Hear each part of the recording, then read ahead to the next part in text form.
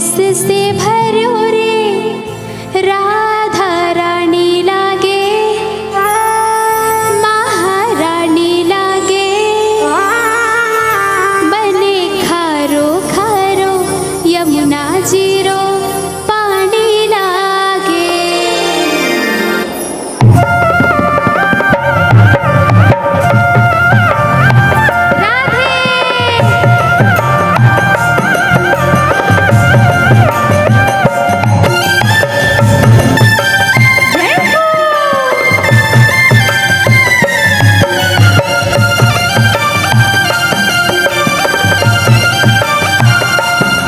मीठी रस से भरो रे राधा रानी लागे, महारानी लागे, बने प्यारो प्यारो यमुना जीरो पानी लागे।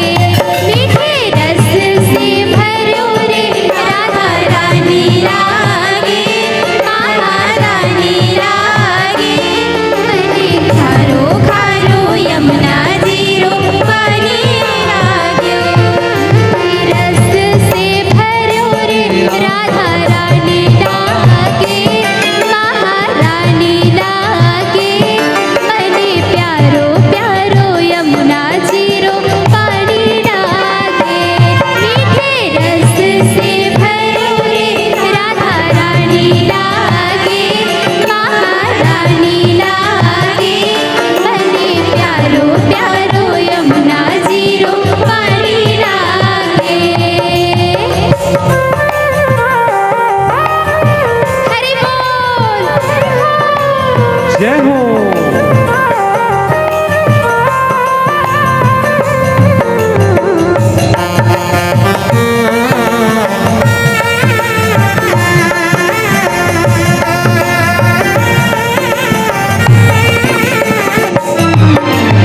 जमुना मैया कारी कारी राधा गोरी गोरी, जमुना मैया कारी कारी राधा गोरी गोरी। अरे जमुना मैया कारी कारी राधा गोरी गोरी, जमुना मैया कारी कारी राधा गोरी गोरी।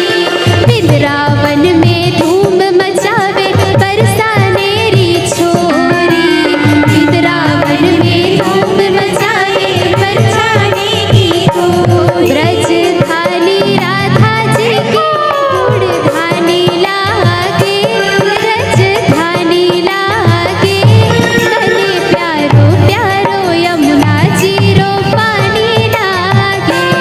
मीठे रस से भरो रे राधा रानी लागे, महारानी लागे, बने खारो खारो यमुना जीरो पानी लागे।